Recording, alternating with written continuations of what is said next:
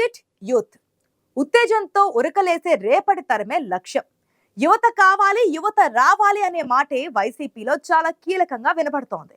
కొత్తగా ఓటర్లుగా చేరిన వారిపైనే ఫోకస్ పెట్టేలా పక్కాగా ప్లాన్ చేస్తుంది ఫ్యాన్ పార్టీ. బస్సు యాత్రలకు కూడా యువత పెద్ద సంఖ్యలో తరలి రావడంతో వారిని ఓటు బ్యాంకుగా మార్చుకునేందుకు పక్కా ప్లాన్ రూపొందిస్తున్నాయి పార్టీ శ్రేణులు.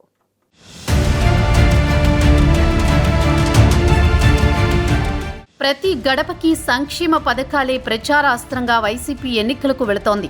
అయితే ఇదే సమయంలో ఓటు బ్యాంకును పెంచుకునేందుకు అవసరమైన అన్ని మార్గాలను నిత్యం అన్వేషిస్తూనే ఉంది.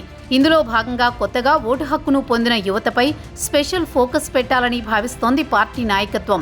ఇప్పటికే వైసీపీ అధినేత జగన్మోహన్ రెడ్డి బస్సు యాత్ర పేరుతో ప్రజల్లోకి వెళుతున్నారు. ఆయా జిల్లాల్లో బస్సు యాత్రల తరువాత పరిస్థితుల్లో మార్పులు వచ్చాయని, వైసీపీకి వ్యతిరేకమనుకున్న ఓట్లు కూడా అనుకూలంగా మారాయని పార్టీ వర్గాల భావన. అయితే మరో కోణంలో సామాజిక వర్గాల సమీకరణాలపై కూడా పార్టీ ఫోకస్ పెట్టి ఆయా వర్గాలను రీచ్ అయ్యేందుకు ప్రయత్నిస్తోంది. దీంతో కులాల వారీగా కూడా ఓట్ బ్యాంక్ పార్టీకి పాజిటివ్గా మారుతుందని భావిస్తున్నారు.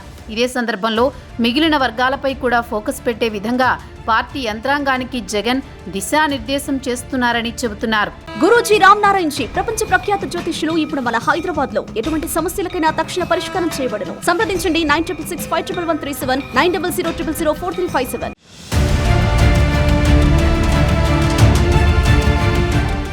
గెలుపు సమస్యే కాదు, మెజారిటీపైనే చర్చ జరిగే విధంగా ప్రజల మైండ్ సెట్ ని మార్చాలని కూడా వైసీపీ భావిస్తోంది.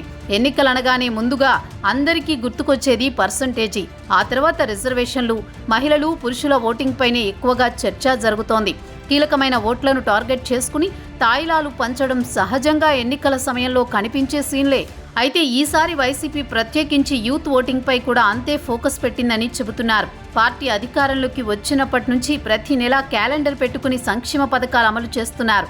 ఈ సంక్షేమ పథకాల రిజల్ట్స్ పై కూడా పార్టీ నాయకత్వం ఫోకస్ పెట్టింది. పార్టీ అధికారంలోకి వచ్చిన నాటి నుంచి నేటిదాకా సంక్షేమ పథకాలతో లబ్ధి పొందిన కుటుంబాలు, ఆ కుటుంబాల్లోని యువతపై కూడా ఫోకస్ పెట్టడం ద్వారా వారిని ఓట్లుగా మలుచుకునేందుకు అవసరమైన చర్యలు తీసుకుంటోంది. ఇది సక్సెస్ అయితే నియోజకవర్గాల వారీగా మెజారిటీలు భారీగానే పెంచేందుకు దోహదపడుతుందని చెబుతున్నారు.